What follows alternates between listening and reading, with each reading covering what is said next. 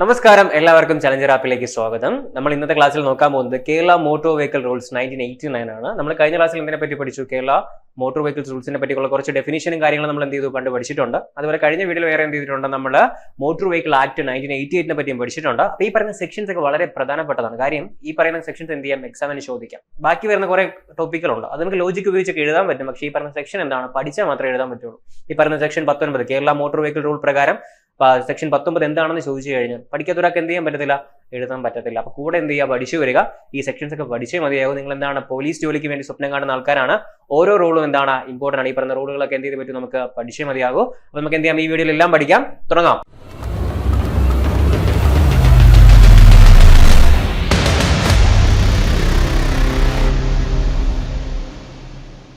അപ്പൊ നമ്മൾ ആദ്യം നോക്കാൻ പോകുന്നത് എന്താണ് റൂള് 4 എന്നുള്ളതാണ് കേട്ടോ.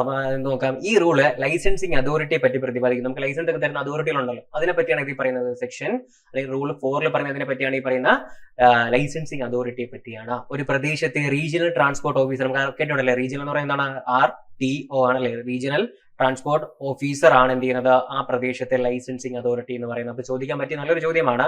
ഒരു പ്രദേശത്തെ അല്ലെങ്കിൽ ആ പ്രദേശത്തെ ആരാണ് ലൈസൻസിങ് അതോറിറ്റി, ആ പ്രദേശത്തെ ലൈസൻസിങ് അതോറിറ്റി ആരാണെന്ന് ചോദിച്ചു കഴിഞ്ഞാൽ എന്താണ് പറയുന്നത്, ആരാണ്, റീജിയണൽ ട്രാൻസ്പോർട്ട് ഓഫീസർ ആയിരിക്കും. തന്നിരിക്കുന്നതിൽ ആരാണെന്ന് ചോദിച്ചാൽ ആരാണ്, റീജിയണൽ ട്രാൻസ്പോർട്ട് ഓഫീസർ ആണ് എന്ത് ലൈസൻസിങ് അതോറിറ്റി എന്ന് പറയുന്നത്. ഓക്കെ, കുറച്ച് കാര്യങ്ങൾ പറഞ്ഞു പോകുന്നുണ്ട്, ജസ്റ്റ് ഒന്ന് കേട്ടിരിക്കുക. ചില വാക്കുകൾ പറയാതെ ഓർത്തിരിക്കുക, അല്ലാതെ വേറെ ഒന്നും ഇമ്പോർട്ടന്റ് ആയിട്ടില്ല, ഓർത്തിരിക്കുക.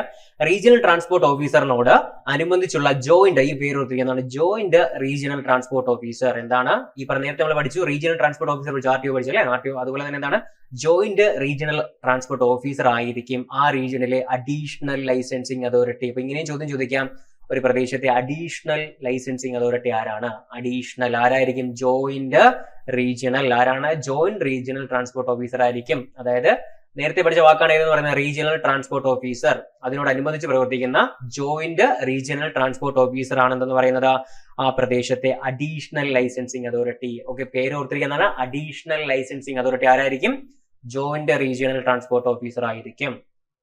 അതുപോലെ തന്നെ റീജിയണൽ പോലെ തന്നെ എന്താണ്, സബ് റീജിയണൽ ട്രാൻസ്പോർട്ട് ഓഫീസറിനോടനുബന്ധിച്ച് പ്രവർത്തിക്കുന്നത് ഏത് തന്നെയാണ്, ജോയിന്റ് റീജിയണൽ ട്രാൻസ്പോർട്ട് ഓഫീസർ ആണ് എന്ത് ചെയ്യുന്നത്, അദ്ദേഹത്തിന്റെ അധികാര പരിധിയിൽ അഡീഷണൽ ലൈസൻസിങ് അതോറിറ്റി എന്ത് ചെയ്യും, അദ്ദേഹം പ്രവർത്തിക്കും. ഓർത്തിരിക്കുക, എന്താണ് നമ്മൾ ഈ പറഞ്ഞതുപോലെ തന്നെ ഏതാണ്, മോളി പറഞ്ഞത് ഏതാണ്, റീജിയണൽ ആണ്. ഇവിടെ പറയുന്നത് ഇതിനെ പറ്റിയാണ് സബ് റീജിയണൽ ട്രാൻസ്പോർട്ട് ഓഫീസറിനോട് അനുബന്ധിച്ച് പ്രവർത്തിക്കുന്ന ജോയിന്റ്, നേരത്തെ പറഞ്ഞ സെയിം സാധനമാണ്, ജോയിന്റ് റീജിയണൽ ട്രാൻസ്പോർട്ട് ഓഫീസർ എന്ത് ചെയ്യുന്നു, അഡീഷണൽ ലൈസൻസിങ് അതോറിറ്റി ആയിട്ട് എന്ത് ചെയ്യുന്നു, പ്രവർത്തിക്കുന്നു. അപ്പൊ രണ്ട് പേരും ഒത്തിരുന്നാൽ മതി. എന്താണ് റീജിയണലും സബ് റീജിയണൽ. ഏത് തന്നെയാണ് ഇവിടെ വരുന്നത്, ജോയിന്റ് റീജിയണൽ, ഇവിടെ ഏത് തന്നെയാണ് വരുന്നത്, ജോയിന്റ് റീജിയണൽ ട്രാൻസ്പോർട്ട് ഓഫീസർ. ചോദ്യം ഇതായിരിക്കും, അഡീഷണൽ ലൈസൻസിങ് അതോറിറ്റിയെ പറ്റിയായിരിക്കും ചോദിക്കുന്നത്. ആരായിരിക്കും, ജോയിന്റ് റീജിയണൽ ട്രാൻസ്പോർട്ട് ഓഫീസർ ആയിരിക്കും. ഇത് ഓർത്തിരിക്കുക കേട്ടോ. അപ്പൊ അതുപോലെ തന്നെ regional transport office, sub regional transport office നമ്മൾ നേരത്തെ പറഞ്ഞ വാക്കുകളാണ് അല്ലെ. ഇതുമായി അനുബന്ധിച്ച് പ്രവർത്തിക്കുന്ന മോട്ടോർ വെഹിക്കിൾ ഇൻസ്പെക്ടർ, MVI അല്ലെ, MVI മോട്ടോർ വെഹിക്കിൾ ഇൻസ്പെക്ടർ ആണ് എന്തെന്ന് പറയുന്നത്, അസിസ്റ്റന്റ് ലൈസൻസിങ് അതോറിറ്റി. അപ്പൊ അടുത്ത ചോദ്യം കിട്ടി, ആരാണ് അസിസ്റ്റന്റ് ലൈസൻസിങ് അതോറിറ്റി, ആരാണ്, MVI അല്ലെങ്കിൽ മോട്ടോർ വെഹിക്കിൾ ഇൻസ്പെക്ടർ ആണെന്ന് പറയുന്നത് അസിസ്റ്റന്റ് ലൈസൻസിങ് അതോറിറ്റി. അപ്പൊ നേരത്തെ ചോദിച്ച ചോദ്യം എന്താണ്, ആരാണ് എന്ത് അഡീഷണൽ ലൈസൻസിങ് അതോറിറ്റി, ആരാണ്, ജോയിന്റ് റീജിയണൽ ട്രാൻസ്പോർട്ട് ഓഫീസർ, ആരാണ്, ജോയിന്റ് റീജിയണൽ ട്രാൻസ്പോർട്ട് ഓഫീസർ ആണ്. ഇപ്പൊ ചോദിച്ചത് എന്താണ്, ആരാണ് അസിസ്റ്റന്റ് ലൈസൻസിങ് അതോറിറ്റി, ആരാണ്, MVI. തെറ്റാൻ ചാൻസ് ഉണ്ട്, അതാണ് പറയുന്നത്. അസിസ്റ്റന്റ് ആണെങ്കിൽ MVIയും, എന്താണ് അഡീഷണൽ ആണെങ്കിൽ ആരാണ്, ജോയിന്റ് റീജിയണൽ ട്രാൻസ്പോർട്ട് ഓഫീസർ ആണ്. അപ്പൊ ഈ രണ്ട് പേരുകൾ എന്ത് ചെയ്യുക, ഓർത്തിരിക്കുക. നമുക്ക് ഒന്നുകൂടെ ഉണ്ടോ നോക്കാൻ. അതായത് assistant motor vehicle inspector junior licensing authority ആയിരിക്കും. ആരാണ്, AMV അല്ലെ, AMV. അതാണ് ആരെന്ന് പറയുന്നത്, AMVI എന്ന് പറയും, അസിസ്റ്റന്റ് മോട്ടോർ വെഹിക്കിൾ ഇൻസ്പെക്ടർ. അയാൾ ആരാണ്, ജൂനിയർ ലൈസൻസിങ് അതോറിറ്റി ആണ്. അപ്പൊ ചോദിക്കാം, താഴെ തന്നിരിക്കുന്നതിൽ ആരാണ് ജൂനിയർ ലൈസൻസിങ് അതോറിറ്റി എന്ന് പറയുന്നത്, ആരാണ്, ഈ പറയുന്ന AMVI അല്ലെങ്കിൽ എന്താണ്, അസിസ്റ്റന്റ് മോട്ടോർ വെഹിക്കിൾ ഇൻസ്പെക്ടർ ആയിരിക്കും. ഈ പറഞ്ഞ കാര്യങ്ങൾ ഓർത്തിരിക്കുക ആരാണെന്നൊക്കെ ഉള്ളത് കേട്ടോ. ഇവർക്ക് പുതിയ ലേണേഴ്സ് ലൈസൻസ് മാത്രമേ നൽകാൻ കഴിയൂ. AMVIക്ക് എന്തേ പറ്റുള്ളൂ, ഈ പറയുന്ന എന്താണ്, പുതിയ ലേണേഴ്സ് ലൈസൻസ് മാത്രമേ എന്ത് ചെയ്യാൻ പറ്റുള്ളൂ, നൽകാൻ പറ്റത്തുള്ളൂ. ഓക്കെ, ഓർത്തിരിക്കുക, AMVI എന്താണ് പറയുന്നത്, ലേണേഴ്സ് ലൈസൻസ് ആണ് നൽകുന്നത്. അപ്പൊ നേരത്തെ പറഞ്ഞ ആരാണ് അല്ലെ, ഈ പറയുന്നത് എന്താണ്, അസിസ്റ്റന്റ് ലൈസൻസിങ് അതോറിറ്റി ആരാണ്, മോട്ടോർ വെഹിക്കിൾ ഇൻസ്പെക്ടർ ആണ്. മോട്ടോർ വെഹിക്കിൾ MVI ആണെന്ന് പറയുന്നത് അസിസ്റ്റന്റ് ലൈസൻസിങ് അതോറിറ്റി. ഇപ്പൊ പറഞ്ഞ എന്തിനെ പറ്റിയാണ്, ഈ പറഞ്ഞ ജൂനിയർ ലൈസൻസിങ് അതോറിറ്റി ആരാണ്, അസിസ്റ്റന്റ് മോട്ടോർ വെഹിക്കിൾ ഇൻസ്പെക്ടർ ആണ്, അല്ലെങ്കിൽ അസിസ്റ്റന്റ് മോട്ടോർ വെഹിക്കിൾ ഇൻസ്പെക്ടർ ആണ്. ഇവ കാര്യങ്ങൾ എന്ത് ചെയ്യാം, ഓർത്തിരിക്കാം. അതിന് പറയുന്ന സെക്ഷൻ ഏതാണ്, അല്ലെങ്കിൽ റൂൾ ഏതാണ്, ഈ പറയുന്ന റൂൾ 4 ആണ്. റൂൾ 4 ആണ് ഇതിനെ പറ്റി പറയുന്നത്. ഈ പറഞ്ഞ ലൈസൻസിങ് അതോറിറ്റി, ലൈസൻസ് കൊടുക്കാനൊക്കെ അധികാരം ആർക്കൊക്കെ ഉണ്ടെന്ന് പറയുന്നത്. അപ്പൊ ആദ്യം നമ്മൾ പഠിച്ച എന്താണ്, ഒരു പ്രദേശത്തെ റീജിയണൽ ട്രാൻസ്പോർട്ട് ഓഫീസർ ആണ് ആ പ്രദേശത്തെ എന്താ ലൈസൻസിങ് അതോറിറ്റി. ഒരു പ്രദേശത്തെ എന്താണ് ലൈസൻസിങ് അതോറിറ്റി ആരാണ്? റീജിയണൽ ട്രാൻസ്പോർട്ട് ഓഫീസർ ആയിരിക്കും. രണ്ടാമത്തെ ചോദ്യം എന്താണ്, അസിസ്റ്റന്റ് അല്ലെങ്കിൽ അഡീഷണൽ ലൈസൻസിങ് അതോറിറ്റി ആരാണ്? അഡീഷണൽ ആരാണ്? ഈ പറയുന്ന ജോയിന്റ് റീജിയണൽ ട്രാൻസ്പോർട്ട് ഓഫീസർ ആണ്. സെയിം സാധനം പുറത്ത് വരുന്നുണ്ട്. എന്താണ് അസിസ്റ്റന്റ് ആണെങ്കിൽ അതാരാണ്? മോട്ടോർ വെഹിക്കിൾ ഇൻസ്പെക്ടർ ആണ്.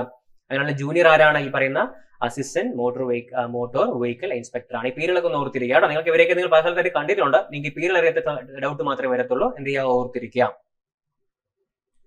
ഇനി റൂൾ 6 നമ്മൾ നേരത്തെ പഠിച്ച റൂൾ 3 ആണ് അല്ലെ. ഈ പറയുന്നതിന് വേണ്ടിയാണ് റൂള് 6 പറ്റിയാണ്. ട്രാൻസ്പോർട്ട് വാഹനം ഓടിക്കുന്നതിന് ഉള്ള അധികാരം നൽകുന്ന റൂളാണ് എന്ന് പറയുന്നത് റൂൾ 6. നമുക്ക് ട്രാൻസ്പോർട്ട് വാഹനം ഓടിക്കണം, നമ്മൾ പറഞ്ഞാൽ 20 വയസ്സായി നമുക്ക് എന്ത് ഓടിക്കാം? ട്രാൻസ്പോർട്ട് വാഹനത്തിലുള്ള ലൈസൻസിന് അപ്ലൈ ചെയ്യാം. ട്രാൻസ്പോർട്ട് വാഹനം ഓടിക്കുന്നതിനെ പറ്റി പറയുന്ന റൂൾ ഇതാണ്, റൂള് 6 ആണ്. 6 ഇതിനെ പറ്റി പറയുന്നത്, ഈ പറയുന്ന ട്രാൻസ്പോർട്ട് വാഹനം ഓടിക്കുന്നതിനെ പറ്റി പറയുന്നത്. റൂൾ 19 എന്താണെന്ന് നോക്കാം. ലൈസൻസിങ് അതോറിറ്റിക്ക് ലൈസൻസ് അയോഗ്യത നൽകുന്നതിനുള്ള അധികാരം നൽകുന്ന റൂളാണ് എന്ന് പറയുന്നത് റൂൾ 19. റൂൾ 19 എന്താണ്? License authority. നമ്മൾ പറഞ്ഞ അതോറിറ്റി നേരത്തെ പറഞ്ഞല്ലോ, അവർക്ക് എന്ത് ചെയ്യാം? ലൈസൻസ് എന്ത് ചെയ്യാം? അയോഗ്യത നൽകാൻ പറ്റും. അതിനെ പറ്റി പറയുന്ന റൂളാണ് ഇത് റൂൾ 19. നേരത്തെ ലൈസൻസ് കൊടുക്കുന്നതിനെ പറ്റി പറഞ്ഞു അല്ലെ, 3 പറഞ്ഞു. 19 എന്തിനെ പറ്റിയാ പറയുന്നത്? ലൈസൻസിങ് അതോറിറ്റിക്ക് ലൈസൻസ് എന്ത് ചെയ്യാം? അയോഗ്യത നൽകാൻ പറ്റും. അതിനെപ്പറ്റി പറയുന്ന റൂളാണ് എന്താ? റൂള് 19. റൂൾ 20 എന്താണ്? ഇതെല്ലാം പറയുന്നത് ഇതിനെ പറ്റിയാണ്. കഴിഞ്ഞ വീഡിയോയിൽ പഠിച്ചതിനെ പറ്റി നോക്കല്ലേ കേട്ടോ. ഇതെന്താണ്? കേരള മോട്ടോർ വെഹിക്കിൾ റൂളാണ് കേട്ടോ. കേരള മോട്ടോർ വെഹിക്കിൾ റൂളിനെ പറ്റിയാണ് പറയുന്നത്. നേരത്തെ പറഞ്ഞതിനെ പറ്റിയല്ല.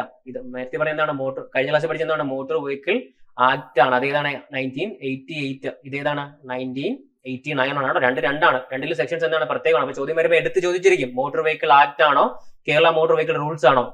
അങ്ങനെ ഓർത്ത് വേണം എഴുതാൻ. സെക്ഷനുകൾ മാറിപ്പോലെ 20 നേരത്തെ നമ്മൾ പഠിച്ച് ഓർമ്മയുണ്ടല്ലോ. അല്ലെങ്കിൽ എന്ത് ചെയ്യും? അല്ലെങ്കിൽ പല സെക്ഷൻ എന്ത് ചെയ്യും? നമ്മൾ വീണ്ടും പറഞ്ഞു പോകും. രണ്ടാണ് നോക്കിയിരിക്കുക കേട്ടോ. ഒരു ലൈസൻസിങ് അതോറിറ്റി ഒരു വ്യക്തിയുടെ ലൈസൻസ് അസാധുവാക്കുകയോ പിടിച്ചെടുക്കുകയോ ചെയ്താൽ ആ വിവരം മറ്റ് ലൈസൻസിങ് അതോറിറ്റി എന്ത് ചെയ്യണം? അറിയിക്കേണ്ടതുണ്ട് എന്ന് പറയുന്നതാണ് എന്ത്? 20. ഇപ്പൊ നമ്മൾ തമിഴ്നാട്ടിൽ പോകുക അല്ലെങ്കിൽ എന്താണ് തമിഴ്നാട്ടിൽ പോകണ്ട, നമുക്ക് ഇവിടെ കേരളത്തിൽ തന്നെ നിൽക്കാം. നമ്മൾ ഇവിടുത്തെ ഒരു ലൈസൻസിങ് അതോറിറ്റി എന്ത് ചെയ്തു? നമ്മുടെ ലൈസൻസ് കട്ട് ചെയ്ത് കഴിഞ്ഞു. അത് എന്ത് ചെയ്യണം? അവർ ബാക്കി എന്ത് ചെയ്യണം? മറ്റ് ലൈസൻസിങ് അതോറിറ്റി എന്ത് ചെയ്യണം? അറിയിക്കേണ്ടതുണ്ട്. അപ്പൊ നമ്മൾ കേരളത്തിൽ നിൽക്കുകയാണ്. ഇവിടുത്തെ അതോറിറ്റി നമ്മൾ എന്ത് ചെയ്തു? ലൈസൻസ് പിടിച്ചെടുക്കുകയോ അസാധുവാക്കുകയോ ചെയ്തു. അവർ എന്ത് ചെയ്യണം? മറ്റ് ലൈസൻസിങ് അതോറിറ്റി കൂടെ എന്ത് ചെയ്യണം? അത് അറിയിക്കേണ്ടതുണ്ട്. അതാണ് എന്ത് പറയുന്നത്? റൂൾ 20 പറയുന്നത്. 19 എന്താണ്? ലൈസൻസിങ് അതോറിറ്റിക്ക് ലൈസൻസ് എന്ത് ചെയ്യാൻ പറ്റും? അയോഗ്യത നൽകാൻ പറ്റും എന്ന് പറയുന്നത് 19 പക്ഷെ അങ്ങനെ ചെയ്ത് കഴിഞ്ഞാൽ എന്ത് ചെയ്യണം? ബാക്കിയുള്ള അതോറിറ്റി എന്ത് ചെയ്യണം? അറിയിക്കണം എന്ന് പറയുന്നത് 20. 19 വെച്ചാൽ എന്ത് ചെയ്യാം? ലൈസൻസ് സസ്പെൻഡ് ചെയ്യാം. ചെയ്ത് കഴിഞ്ഞാൽ എന്ത് ചെയ്യണം? ബാക്കിയുള്ള അതോറിറ്റി അറിയിക്കുന്നു എന്ന് പറയുന്നത് എന്ത്? സെക്ഷൻ അല്ലെങ്കിൽ റൂൾ എന്ന് പറയുന്നത് 20 എന്ന് പറയുന്നത്. ഇനി റൂൾ 28 ആണ് കേട്ടോ. ലൈസൻസിങ് അതോറിറ്റി പുതിയ ഫോട്ടോയും ഒപ്പും വെച്ചുള്ള ഡ്യൂപ്ലിക്കേറ്റ് ലൈസൻസ് നൽകേണ്ടതാണ് എന്ന് പറയുന്നത് ഏതെന്ന് പറയുന്നത് ഈ പറയുന്ന റൂൾ 28. അതായത് ലൈസൻസിങ് അതോറിറ്റി ഉണ്ടല്ലോ, നമ്മൾ നേരത്തെ പറഞ്ഞ ആൾക്കാരൊക്കെ ആണല്ലോ, അവരെന്ത് ചെയ്യണം? പുതിയ ഫോട്ടോയും ഒപ്പും വെച്ചുള്ള ഡ്യൂപ്ലിക്കേറ്റ് ലൈസൻസ് എന്ത് ചെയ്യേണ്ട? നൽകേണ്ടതുണ്ടെന്ന് പറയുന്നത് എന്ന് പറയുന്നത് റൂൾ 28. അപ്പൊ നമുക്ക് എന്ത് വേണം? ഡ്യൂപ്ലിക്കേറ്റ് ലൈസൻസ് വേണമെങ്കിൽ എന്ത് ചെയ്യാൻ പറ്റും? റൂൾ 28 പ്രകാരം നമുക്ക് കിട്ടും അല്ലെ. അതോടൊപ്പം ഒറിജിനൽ ലൈസൻസ് എന്ത് ചെയ്യണം? നശിപ്പിച്ച് കളയേണ്ടതുണ്ട്. നമുക്ക് ഫോട്ടോ മാറ്റണം അല്ലെങ്കിൽ ഒപ്പ് മാറ്റണം എന്നൊക്കെ ചെയ്ത് കഴിഞ്ഞാൽ നമുക്ക് എന്ത് ചെയ്യാൻ പറ്റും? ഡ്യൂപ്ലിക്കേറ്റ് ലൈസൻസ് അപ്ലൈ ചെയ്യാം. പക്ഷെ എന്ത് ചെയ്യണം? അതോടൊപ്പം ഒറിജിനൽ ലൈസൻസ് നശിപ്പിച്ച് കളയും. ഓർത്തിരിക്കുക, എന്ത് ചെയ്യും? ഒറിജിനൽ ലൈസൻസ് എന്ത് ചെയ്യും? നശിപ്പിച്ച് കളയും. എന്തിനാ പറയുന്നത്? റൂൾ 28 അതിനെപ്പറ്റി പ്രതിപാദിക്കുന്നത്. റൂൾ അപ്പൊ നേരെ പോകണം കേട്ടോ. 28 കഴിഞ്ഞ് നേരെ പോകുന്നത് എങ്ങോട്ടാണ്? 38 ഓക്കെ, നമ്മൾ 20 പഠിച്ചു, 28 ഇപ്പൊ എങ്ങോട്ട് പോകുന്നു? 38 പോവുകയാണ്. ഡ്യൂപ്ലിക്കേറ്റ് ബാഡ്ജ് ലഭിച്ചതിന് ശേഷം നഷ്ടപ്പെട്ടു പോയ ഒറിജിനൽ ബാഡ്ജ് എന്ത് ചെയ്യും? തിരികെ ലഭിക്കുന്നുവെങ്കിൽ മുൻപത്തെ ബാഡ്ജ് തിരികെ ലൈസൻസിങ് അതോറിറ്റിക്ക് എന്ത് ചെയ്യണം? സറണ്ടർ ചെയ്യണം എന്ന് പറയുന്നത് 38 കേട്ടോ. നമുക്ക് ബാഡ്ജ് ലൈസൻസ് പലർക്കും കാണും അല്ലെ. ഇതെന്ത് ചെയ്തു? നമ്മൾ എന്ത് ചെയ്തു? ഡ്യൂപ്ലിക്കേറ്റ് ബാഡ്ജ് എടുത്തു. അതിനുശേഷം നമുക്ക് എന്ത് കിട്ടി? ഒറിജിനൽ ബാഡ്ജ് തിരിച്ചു കിട്ടി. അപ്പൊ രണ്ടും കൊണ്ട് നടക്കരുത്. എന്ത് ചെയ്യണം? മുമ്പത്തെ എന്ത് ചെയ്യണം? അതോറിറ്റിക്ക് സറണ്ടർ ചെയ്യണം. അതോറിറ്റിക്ക് എന്ത് ചെയ്യണം? സറണ്ടർ ചെയ്യണം എന്ന് പറയുന്നതാണ് ഈ റൂൾ 38 എന്ന് പറയുന്നത്. ഒരു ഡ്രൈവർ ബാഡ്ജ് കളഞ്ഞു കിട്ടുന്ന ഏതൊരു വ്യക്തിയും ഉടൻ തന്നെ അടുത്തുള്ള പോലീസ് സ്റ്റേഷനിലോ ബന്ധപ്പെട്ട വ്യക്തി എന്ത് ചെയ്യണം? കൈമാറണം കേട്ടോ. ഇത് കിട്ടുമ്പോൾ എന്ത് ചെയ്യണം? എടുത്ത് പോയിട്ട് വീട്ടിൽ കൊണ്ടുപോകൽ എന്ത് ചെയ്യണം? ഒന്നെങ്കിൽ അടുത്തുള്ള പോലീസ് സ്റ്റേഷനിലോ ബന്ധപ്പെട്ട വ്യക്തിക്ക് എന്ത് ചെയ്യണം? അത് കൈമാറണം എന്ന് പറയുന്നതാണ് ഏതെന്ന് പറയുന്നത് നമ്മൾ ഈ പറയുന്ന സെക്ഷനിൽ പറയുന്നുണ്ട് അല്ലെ. സെക്ഷൻ ഏതാണ്? 38.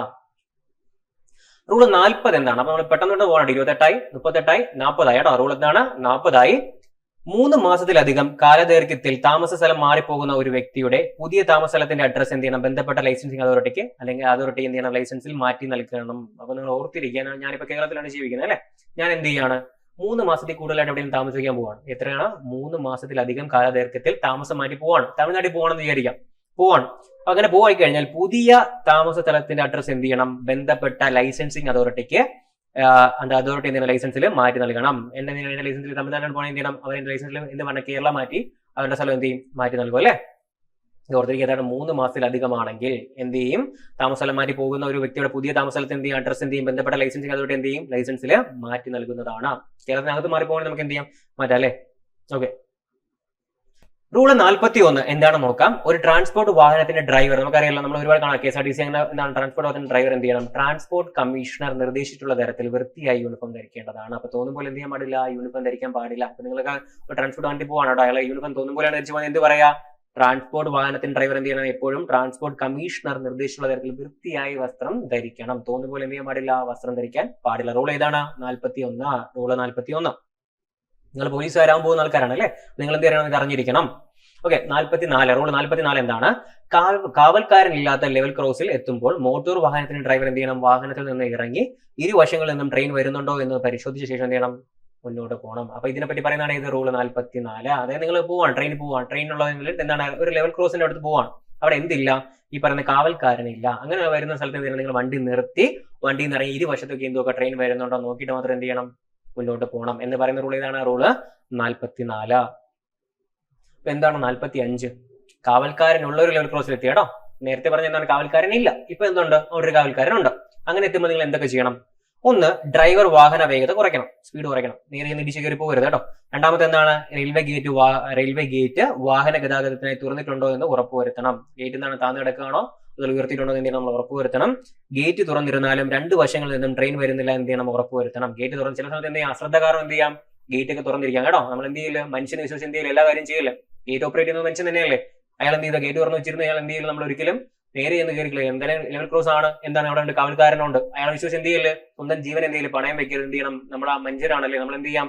തെറ്റ് പറ്റാം. എന്ത് ചെയ്യാം? രണ്ട് സ്ഥലത്ത് എന്ത് വരുന്നുണ്ടോ? ട്രെയിൻ വരുന്നുണ്ടോ എന്ന് ഉറപ്പുവരുത്തണം. ഓക്കെ. അത് മൂന്നാണ് ഈ പറയുന്നത് അല്ലെ. 45 പറയുന്നത് എന്താണ്?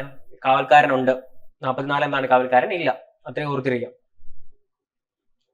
സ്റ്റേറ്റ്മെന്റ് ചോദിക്കാം കേട്ടോ. താഴെ തന്നിരിക്കുന്നവയിൽ എന്തൊക്കെയാണ് പറയുന്നത്? ഒരു കാവൽക്കാരില്ലാത്ത ലെവൽ ക്രോസിൽ, ഇപ്പൊ ഒരാളെ പേര് പറയാണ്, അയാൾ കാവൽക്കാരില്ലാത്ത ലെവൽ ക്രോസിൽ എത്തി നിൽക്കുകയാണ്, അയാൾ എന്തൊക്കെ ചെയ്യണം? താഴെ പറയുന്നതിൽ എന്തൊക്കെ ചെയ്യണം? 1, 2, 3, 4 ഈ പറയുന്ന 3 തരാം. 4ാമത് വേണമെങ്കിൽ ഒന്ന് വേറെ ഒന്ന് തെറ്റും തരാം. ഓർത്തിരിക്കുക, ഈ പറയുന്ന കാര്യങ്ങളാണ് എന്ത് ചെയ്യേണ്ടത്? നമ്മൾ ചെയ്യേണ്ടത്. ഇനി റൂൾ 46, ട്രാൻസ്പോർട്ട് വാഹനത്തിലെ ഡ്രൈവർമാരുടെ പെരുമാറ്റത്തെ പറ്റി റൂൾ പ്രതിപാദിക്കുന്നു. അതായത് ഒരു ട്രാൻസ്പോർട്ട് വാഹനത്തിലെ ഡ്രൈവർ എങ്ങനെ പെരുമാറണം? നമ്മൾ കാണുന്നുണ്ടല്ലോ, ചീത്തയൊക്കെ വിളിക്കാറുണ്ടല്ലോ നമ്മളെ പല ഡ്രൈവർമാർ. KSRTC ആണെന്ന് തോന്നുന്നു അല്ലേ? നല്ല പെരുമാറ്റമാണോ? പല പ്രദേശത്തും എന്താണ് പല രീതിയിലാണ് ട്രാൻസ്പോർട്ട് വെഹിക്കിൾ ആൾക്കാർ എന്ത് ചെയ്യുന്നത്? അല്ലെങ്കിൽ വാഹനത്തിലെ ആൾക്കാർ നമ്മളടുത്ത് പെരുമാറുന്നത്. അപ്പൊ എങ്ങനെ പെരുമാറണം അറിഞ്ഞിരിക്കുക. താഴെ പറയുന്ന പോലെയാണോ പറയുന്ന നോക്കുക. അപ്പൊ നമ്മൾ ഇതിനെ പറ്റി പറയുന്ന കേരള മോട്ടോർ വെഹിക്കിൾ റൂൾ ആണ്. ഇതനുസരിച്ചിട്ട്, അതായത് 1989 ഇതിനെ പറ്റി പറയുന്ന കേരള മോട്ടോർ വെഹിക്കിൾ റൂൾ ആണ്. അതിൽ 46 ഇതിനെ പറ്റി പറയുന്ന ഡ്രൈവർമാരുടെ പെരുമാറ്റത്തെ പറ്റി ഓർത്തിരിക്കുക. നമുക്കൊക്കെ എന്താണ് കുറെ സ്ഥലത്ത് എന്തിട്ടുണ്ട്? ഒരു മോശം അനുഭവം ഉണ്ടായിട്ടുണ്ടായിരിക്കും. നമ്മൾ എന്ത് ചെയ്യുക? ഓർത്തിരിക്കുക. എന്തൊക്കെയാണെന്ന് പറഞ്ഞുതരാം. ഒന്ന്, ഡ്യൂട്ടി സമയത്ത് ട്രാൻസ്പോർട്ട് വാഹനത്തിന്റെ ഡ്രൈവർ അയാൾ ഡ്യൂട്ടിയിലാണ്. ട്രാൻസ്പോർട്ട് വാഹനത്തിന്റെ ഡ്രൈവർ എന്താണ്? ഡ്യൂട്ടിയിലാണെങ്കിൽ എന്തൊക്കെ ചെയ്യണം?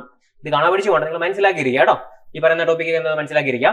മോട്ടോർ വെഹിക്കിൾ ഡിപ്പാർട്ട്മെന്റിലെ അസിസ്റ്റന്റ് മോട്ടോർ വെഹിക്കിൾ ഇൻസ്പെക്ടർ, അതായത് ആരൊക്കെയാണ്? ഒന്നെങ്കിൽ മോട്ടോർ വെഹിക്കിൾ ഡിപ്പാർട്ട്മെന്റിൽ ആരൊക്കെയാണ്? അസിസ്റ്റന്റ് മോട്ടോർ വെഹിക്കിൾ ഇൻസ്പെക്ടറോ AMVIയോ അല്ലെങ്കിൽ ഉദ്യോഗസ്ഥനോ അല്ലെങ്കിൽ എന്താണ് SI റാങ്കിൽ കുറയാത്ത പോലീസ് ഉദ്യോഗസ്ഥനോ ആവശ്യപ്പെടുമ്പോൾ ബാഡ്ജ് ഹാജരാക്കണം. അപ്പൊ വഴി പോകുമ്പോൾ നമ്മൾ എന്ത് ചെയ്യണം? ഇപ്പൊ ആരൊക്കെ ചോദിച്ചു കഴിഞ്ഞാൽ ഒന്നെങ്കിൽ ആരാണ്? മോട്ടോർ വെഹിക്കിൾ ഡിപ്പാർട്ട്മെന്റിൽ ആരാണ്? അസിസ്റ്റന്റ് മോട്ടോർ വെഹിക്കിൾ ഇൻസ്പെക്ടറോ ഉദ്യോഗസ്ഥനോ അല്ലെങ്കിൽ ആരാണ്? SI റാങ്ക് ആയിരിക്കണം. അല്ല എല്ലാവരും ചോദിച്ചാൽ എന്ത് ചെയ്യണമെന്നില്ല, നമ്മൾ എന്ത് കാണിക്കണമെന്നില്ല, ബാഡ്ജ് ഹാജരാക്കണമെന്നില്ല കേട്ടോ. അപ്പൊ താഴെ പറയുന്നതിൽ ആരൊക്കെ ചോദിക്കുമ്പോഴാണ് ബാഡ്ജ് ഹാജരാക്കണം ചോദിക്കാം. ഇപ്പൊ സ്റ്റേറ്റ്മെന്റ് ടൈപ്പിലാണല്ലോ വരുന്നത്. ആരൊക്കെയാണ്? SI റാങ്ക് ആണ് കേട്ടോ. SI റാങ്ക് ആയിരിക്കണം. അല്ലെങ്കിൽ എന്താണ്? മോട്ടോർ വെഹിക്കിൾ ഇൻസ്പെക്ടർ അല്ലെങ്കിൽ അസിസ്റ്റന്റ് മോട്ടോർ വെഹിക്കിൾ ഇൻസ്പെക്ടർ ഉദ്യോഗസ്ഥരാണെങ്കിൽ എന്ത് ചെയ്യണം? നമ്മളിത് കാണിക്കണം.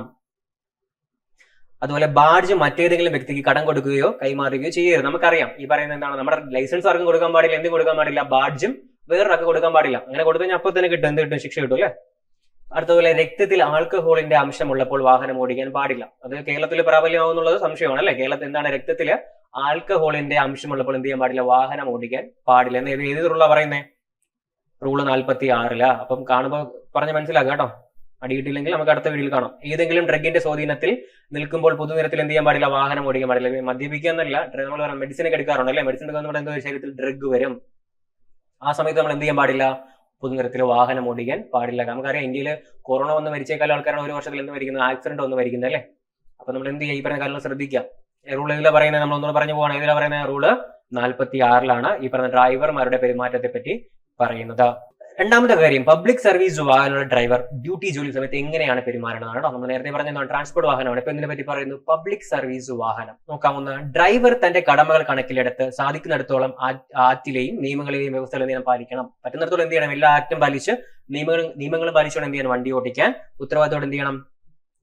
വണ്ടി ഓടിക്കണം എന്നാണ് ഈ പറയുന്ന ആക്ടി പറയുന്നത്. അതുപോലെ യാത്രക്കാരോട് നല്ല മര്യാദയിൽ പെരുമാറണം. വണ്ടി കീറിടാനൊന്നും നമ്മൾ പറയാൻ പാടില്ല അല്ലേ? ചില സമയത്ത് ചില ആൾക്കാരൊക്കെ പറയുമല്ലോ, നമ്മളെ ഭീഷണിപ്പെടുത്താറുണ്ട്. എന്തെന്ന് ആവശ്യമില്ല, യാത്രക്കാരോട് എന്ത് ചെയ്യണം? നല്ല മര്യാദയിൽ പെരുമാറണം. അതുപോലെ വാഹനത്തിൽ വൃത്തി നിലനിർത്തണം. വാഹനത്തിൽ എന്ത് ചെയ്യണം? വൃത്തി ഉണ്ടായിരിക്കണം. ഇതൊക്കെ ഇതിൽ പറയുന്നതാണ്, നമ്മുടെ ഈ റൂളിൽ പറയുന്നതാണ്. ഇതൊക്കെ ഉണ്ടാവും. നിങ്ങൾ ആലോചിക്കുക, നിങ്ങളുടെ നാട്ടിൽ ഇതൊക്കെ ഉണ്ടോ? ഇല്ലെങ്കിൽ എന്ത് ചെയ്യാം? നിങ്ങൾക്ക് അതൊക്കെ ചോദ്യം ചെയ്യാം കേട്ടോ. കണ്ടക്ടർമാരുടെയോ യാത്രക്കാരുടെയോ എന്താണ് ആവശ്യാനുസരണം വാഹനത്തിൽ നിന്ന് ഇറങ്ങാനും കയറാനും സൗകര്യപ്രദം സുരക്ഷിതത്വവുമായി സ്ഥലത്ത് എന്ത് ചെയ്യണം? ആവശ്യമായ സമയത്തേക്ക് വാഹനം നിർത്തിയിടണം. അപ്പൊ ഇത് ഓർത്തിരിക്കുക, എന്താണ്? വാഹനത്തിൽ നിന്ന് ഇറങ്ങാനും കയറാനും സൗകര്യപ്രദവും സുരക്ഷിതത്വവുമായി എന്താണ് സ്ഥലത്ത് എന്ത് ചെയ്യണം? ആവശ്യമായ സമയത്തേക്ക് വാഹനം എന്ത് ചെയ്യണം? നിർത്തിയിടണം. അപ്പൊ ഇതൊക്കെ ഇത് പറയുന്നുണ്ട്, അതിൽ പറയുന്നുണ്ട് കേട്ടോ. ഇതൊക്കെ ഒന്ന് ഓർത്തിരിക്കുക. ഈ പറയുന്നത് കാണാൻ പഠിക്കണ്ട, മനസ്സിലാക്കി വെച്ചാൽ മാത്രം മതി. നിങ്ങൾക്ക് എന്ത് ചെയ്യും? ലൈഫിൽ യൂസ് ആവും. ലൈഫിൽ യൂസ് ആവുന്നത് മാത്രമല്ല, നിങ്ങൾക്ക് സെക്ഷനിൽ പറയുന്നുണ്ട്, ചിലപ്പോൾ ചോദിക്കാം. വാഹനത്തെ പരിപാലിക്കുകയും എപ്പോഴും ഫിറ്റായി നിലനിർത്തുകയും ചെയ്യണം കേട്ടോ. വണ്ടി എന്താണ്? ഡ്രൈവറിന്റെ അല്ലെങ്കിൽ എന്താണ് പറയുന്നത്? ഡ്രൈവറുടെ ഡ്യൂട്ടി ആണല്ലേ. എന്താണ്? വാഹനത്തെ പരിപാലിക്കുന്നതാണ് എപ്പോഴും വണ്ടി ഫിറ്റായി നിലനിർത്തുകയും ചെയ്യണം. വാഹനത്തിന്റെ ബ്രേക്ക്, ടയർ, ലൈറ്റ് മുതലായവ തകരാറിലാണെന്ന് അറിഞ്ഞുകൊണ്ട് എന്ത് ചെയ്യാൻ പാടില്ല? വാഹനം ഓടിക്കാൻ പാടില്ല. വാഹനത്തിന്റെ ബ്രേക്ക് ഇല്ല എന്ന് പറഞ്ഞാൽ എന്തെങ്കിലും വണ്ടി എടുത്തോ ഓടിച്ചു കളയരുത് കേട്ടോ. ഇതിനെ പറ്റി പറയുന്നത് പബ്ലിക് സർവീസ് വാഹനം ഓടിക്കുന്ന ഡ്രൈവർമാരെ പറ്റിയാണ് പറയുന്നത് കേട്ടോ. കണ്ടക്ടർമാരുടെ അഭാവത്തിൽ കണ്ടക്ടറുടെ കടമകൾ പാലിക്കേണ്ട ആരാണ്? ഡ്രൈവർ കൊണ്ട്. അപ്പൊ താഴെ ഒരു സ്റ്റേറ്റ്മെന്റ് ചോദിക്കാം. കണ്ടക്ടർ ഇല്ലാത്ത സമയത്ത് അല്ലെങ്കിൽ കണ്ടക്ടറുടെ അഭാവത്തിൽ എന്ത് ചെയ്യണം? കണ്ടക്ടറുടെ കടമ ആര് പാലിക്കണം? ഡ്രൈവർ പാലിക്കണം. അപ്പോഴേ തെറ്റടിച്ചു വിടല്. അതെന്താണ്? ശരിയാണ്, അങ്ങനെ ചെയ്യണം നമ്മൾ. ഓക്കെ. ഡ്രൈവറിനായി ഒഴിച്ചിട്ടിരിക്കുന്ന സീറ്റിൽ യാത്രക്കാരെയോ മൃഗങ്ങളെയോ സാധനങ്ങളെയോ കയറ്റാൻ പാടില്ല. നമുക്കറിയാം, ഡ്രൈവറില്ലാതെ വണ്ടി പോകില്ലല്ലേ? ഓക്കെ, അത് നമുക്കറിയാം. അത് ഒന്ന് ഓർത്തിരിക്കാം. ഡ്രൈവറുടെ കാഴ്ചയോ നിയന്ത്രണത്തെയോ എന്ത് ചെയ്യാൻ? തടസ്സപ്പെടുത്തുന്ന വിധത്തിൽ വാഹനത്തിൽ ഒന്നും തന്നെ ഉണ്ടാവാൻ പാടുള്ളതല്ല. എന്താണ്? ഡ്രൈവറുടെ കാഴ്ചയോ നിയന്ത്രണത്തെയോ തടസ്സപ്പെടുത്തുന്ന രീതിയിൽ എന്താണ്? വാഹനത്തിൽ ഒന്നും തന്നെ ഉണ്ടാവാൻ പാടുള്ളതല്ല.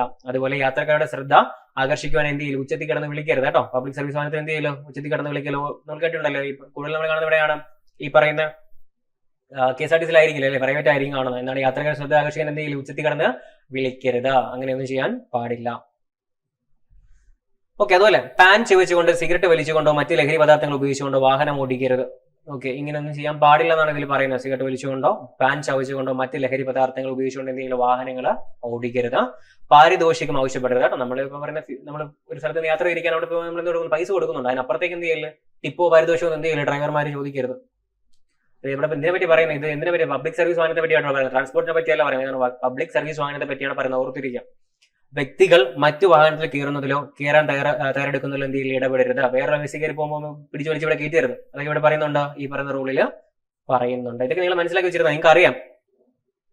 കുറച്ച് പെരുമാറ്റ രീതികളെ പറ്റി പറയുന്നതാണ് കേട്ടോ. യാത്രയിൽ അനാവശ്യമായ കാലതാമസം വരുത്തുകയോ അലഞ്ഞു തിരികെയോ ചെയ്യുന്നത്. ഓട്ടോ ഡ്രൈവർമാരൊക്കെ ചില സമയത്ത് കയറുമ്പോൾ എവിടെയെങ്കിലും പോകുന്ന സമയത്ത് എന്ത് ചെയ്യാം? നമുക്ക് പോകാൻ 1 കിലോമീറ്റർ മതിയായിരിക്കും. കറങ്ങി തിരിഞ്ഞിട്ട് 10 കിലോമീറ്റർ കൊണ്ടുവരും അല്ലേ? അവർക്ക് എന്ത് കിട്ടും? കൂടുതൽ പൈസ കിട്ടും. അങ്ങനെയൊന്നും ചെയ്യാൻ എന്ത് ചെയ്യില്ല? പാടില്ല. അതുപോലെ ബസ്സിന്റെ കാര്യമായാലും എന്ത് ചെയ്യില്ല? അങ്ങനെയും ചെയ്യാൻ പാടില്ല. വാഹനത്തിൽ യാത്രക്കാരിയ്ക്കുമ്പോൾ ഇന്ധനം നിറയ്ക്കരുത്. നല്ല സ്റ്റേറ്റ്മെന്റ് ആണ്, പഠിച്ചു വെക്കുന്നതാണ്. വാഹനത്തിൽ യാത്രക്കാരിയ്ക്കും എന്ത് ചെയ്യില്ല? ഇന്ധനം നിറയ്ക്കരുത്. ഗിവൺ ഇത് എന്തിനെ പറ്റി പറയുന്നത്? പബ്ലിക് സർവീസ് വാഹനമാണ്. അതാണ് ഇത് പറയുന്നത്. നിങ്ങൾ ആലോചിക്കുക, നിങ്ങൾ ബൈക്കിൽ പോകുമ്പോൾ പെട്രോൾ ബില്ല് വാഹനത്തിരുന്നല്ലേ പെട്രോൾ അടിക്കുന്നത്? അതിനെ പറ്റിയല്ല പറയുന്നത്. ഇതിനെ പറ്റി പറയുന്നത് പബ്ലിക് സർവീസ് വെഹിക്കിളിനെ പറ്റിയാണ് പറയുന്നത്. ഓക്കെ. ഗവൺമെന്റ് കാലാകാലങ്ങളിൽ നിശ്ചയിച്ചിരിക്കുന്ന തുകയിൽ കൂടുതൽ ആവശ്യപ്പെടുകയോ വാങ്ങുകയോ ചെയ്യും. നമുക്ക് KSRTC 8 രൂപ ടിക്കറ്റ് എങ്കിൽ 8 രൂപ കൊടുത്താൽ മതി. 10 രൂപ കൊടുക്കേണ്ട ആവശ്യം വരുന്നില്ല. ചില്ലറ ബാക്കി എന്ത് ചെയ്യുക? 2 രൂപ ചോദിച്ചു വാങ്ങുക. നിൽക്കുന്ന സമയത്ത് നമ്മൾ വാങ്ങാറില്ല അല്ലേ? ഓക്കെ. ഇനി പറയുമ്പോൾ എന്തിനെ പറ്റിയാണ്? ഒരു ഗുഡ്സ് കാരേജ് ഡ്രൈവർ ഡ്യൂട്ടി പറ്റിയാണ്. ഈ പറയുന്ന വീണ്ടും പറയില്ല കേട്ടോ. നിങ്ങൾക്ക് അറിയാനുള്ള കാര്യങ്ങളാണ് പറഞ്ഞു പോകുന്നത്. ജസ്റ്റ് ഇത് പറയുന്നത് കൊണ്ട് തന്നെയാണ് വിട്ട് കളയുന്നത്. നമ്മൾ പറഞ്ഞു പോകുന്നതാണ്. ഈ ടോപ്പിക് എന്ത് ചെയ്യില്ല? വീണ്ടും പറഞ്ഞു വരില്ല. ഇപ്പൊ നേരത്തെ പറഞ്ഞ ട്രാൻസ്പോർട്ട് വെഹിക്കിളിനെ പറ്റി പറഞ്ഞു. ഒരു ട്രാൻസ്പോർട്ട് വെഹിക്കിളിലെ ഡ്രൈവർ എന്തൊക്കെ ചെയ്യണം? ഒരു പബ്ലിക് സർവീസ് വെഹിക്കിളിലെ ഡ്രൈവർ എന്തൊക്കെ ചെയ്യണം? ഇനി പറയുമ്പോൾ എന്തിനെ പറ്റിയാണ്? ഒരു ഗുഡ്സ് കാരേജിന്റെ ഡ്രൈവറുടെ ഡ്യൂട്ടി. ഈ പറഞ്ഞ കാര്യങ്ങൾ നമ്മൾ എന്ത് ചെയ്യില്ല? ഇനി പറഞ്ഞു പോകത്തില്ല. ജസ്റ്റ് കേട്ടിരുന്നാൽ മാത്രം മതിയോ? അനുവദനീയമായ എണ്ണത്തിലപ്പുറം ആളുകളെ ചരക്ക് വണ്ടിയുടെ ക്യാബിനിൽ കയറ്റാൻ പാടില്ല. എന്ത് ചെയ്യല്? ഒരു എണ്ണം പറഞ്ഞിട്ടുണ്ടായിരിക്കും, ക്യാബിനിൽ എത്ര പേരെ കയറ്റാം. അതിൽ കൂടുതൽ എന്ത് ചെയ്യാൻ പറ്റില്ല? ക്യാബിനിൽ ആൾക്കാരെ കയറ്റാൻ പാടില്ല. ചരക്ക് വാഹനമാണ്, ഗുഡ്സ് കാരേജ് ആണ്. ഒരു ചരക്ക് വണ്ടിയിൽ ഡ്രൈവറെ കൂടാതെ 6-ലധികം ആളുകളെ കൊണ്ടുപോകരുത്. നല്ല ക്വസ്റ്റ്യൻ. എത്രയാണ് എണ്ണം പറയുന്നത്? എത്രയാണ്? 6. സ്റ്റേറ്റ്മെന്റ് എന്ത് ചെയ്യാം? 10 എന്നൊക്കെ ചോദിക്കാം. എത്രയാണ്? 6 പേരെ കൊണ്ടുവിടെ കൊണ്ടുപോകാൻ പാടില്ല. ഒരു ചരക്ക് വണ്ടിയിൽ ഡ്രൈവറെ കൂടാതെ കയറ്റിക്കൊണ്ടുപോകാൻ പാടില്ല. ഓക്കെ. ഒരു ചരക്ക് വാഹനത്തിലെ ചരക്കിന്റെ മുകളിലോ വാഹനത്തിൽ നിന്ന് വീഴാൻ സാധ്യതയുള്ള ഇടമോ തറയിൽ നിന്ന് 305 സെന്റിമീറ്റർ ഉയരത്തിലോ ചരക്ക് വാഹനത്തിൽ ആളുകളെ കൊണ്ടുപോകാൻ പാടില്ല. അപ്പൊ ഓരോന്നേരം പഠിച്ചു പോവാം. ചരക്ക് വാഹനത്തിൽ ചരക്കിന്റെ മുകളിൽ ആരെ കയറ്റാൻ പാടില്ല? ആൾക്കാരെ കയറ്റാൻ പാടില്ല. രണ്ട്, വാഹനത്തിൽ നിന്ന് വീഴാൻ സാധ്യതയുള്ള ഇടമോ അവിടെ കയറ്റാൻ പാടില്ല. തറയിൽ നിന്ന് എത്ര സെന്റിമീറ്റർ ആണ്? 305 സെന്റിമീറ്റർ, അതായത് ഏകദേശം 3 മീറ്ററിന് മുകളിൽ ഉയരത്തിൽ എന്ത് ചെയ്യാൻ പാടില്ല? ആൾക്കാരെ കയറ്റാൻ പാടില്ല. ചരക്ക് വാഹനത്തിൽ ആളുകളെ കൊണ്ടുപോകാൻ ഇവിടേക്ക് എന്ത് ചെയ്യാൻ പാടില്ല? ചരക്ക് വാഹനത്തിൽ എന്ത് ചെയ്യാൻ പാടില്ല? ആൾക്കാരെ കയറ്റി കൊണ്ടുപോകാൻ പാടില്ല. ഇങ്ങനെ പറഞ്ഞ കാര്യങ്ങളൊന്നും എന്ത് ചെയ്യില്ല? ആൾക്കാരെ ചരക്ക് വാഹനത്തിൽ കൊണ്ടുപോകാൻ പാടില്ല. ഇതൊക്കെ എന്തായിട്ട് ചോദിക്കാം? സ്റ്റേറ്റ്മെന്റ് ആയിട്ട് ചോദിക്കാം. ചരക്ക് വാഹനത്തിൽ എന്ത് ചെയ്യാം? ചരക്കിന്റെ മുകളിൽ ആൾക്കാരെ കൊണ്ടുപോകാമോ? പാടില്ല. വാഹനത്തിൽ നിന്ന് വീഴുന്ന സാധ്യതയുള്ള ഇടമോ എടുത്തു കൊണ്ടുപോകാൻ പറ്റുമോ? ഇല്ല. ആ ഒരു സ്ഥലത്ത് എത്തി കൊണ്ടുപോകാൻ പറ്റുമോ? ഇല്ല. തറയിൽ നിന്നും 305 സെന്റിമീറ്റർ ഉയരത്തിലോ എന്ത് ചെയ്യാൻ പാടില്ല? ആൾക്കാരെ എത്തി കൊണ്ടുപോകാൻ പാടില്ല. ഓക്കെ. ഒരു ചരക്ക് വാഹനത്തിൽ ഒരാളെ വാടകയ്ക്കോ പ്രതിഫലത്തിനോ കൊണ്ടുപോകരുത്. ഒരു ചരക്ക് വാഹനത്തിൽ എന്തെങ്കിലും ഒരാളെ വാടകയ്ക്ക് എടുത്തുകൊണ്ട് പോകാൻ പാടില്ല. എന്തെങ്കിലും പ്രതിഫലത്തിനോ എന്തെങ്കിലും ഒരാളെ കൊണ്ടുപോകാൻ പാടില്ല. ഒരു ചരക്ക് വാഹനത്തിൽ ഒരാളെ എന്തെങ്കിലും വാടകയ്ക്കോ പ്രതിഫലത്തിനോ എന്തെങ്കിലും കൊണ്ടുപോകരുത്. ഇപ്പൊ വാടക വാങ്ങിയത് നമ്മൾ ചരക്ക് വാഹനം പോവാണ്, ആ സമയത്ത് 500 രൂപ നിങ്ങൾ ഞാൻ എന്ത് ചെയ്യാം? അപ്പുറത്താക്കി തരാന്ന് പറഞ്ഞാൽ എന്തെങ്കിലും വണ്ടി വിളിച്ച് കയറ്റിയത് എന്നാണ്. വാടകയ്ക്കോ എന്താണ് പ്രതിഫലത്തിന് എന്തെങ്കിലും ഒരാളെ കൊണ്ടുപോകാൻ പാടില്ല. ടാക്സി അല്ല എന്തെന്ന് പറയുന്നത് ചരക്ക് വാഹനം എന്ന് പറയുന്നത്. അങ്ങനെ പൈസ കൊടുത്ത ആൾക്കാർ എന്ത് ചെയ്യാൻ പാടില്ല? ചരക്ക് വാഹനങ്ങൾ കൊണ്ടുപോകാൻ പാടില്ല.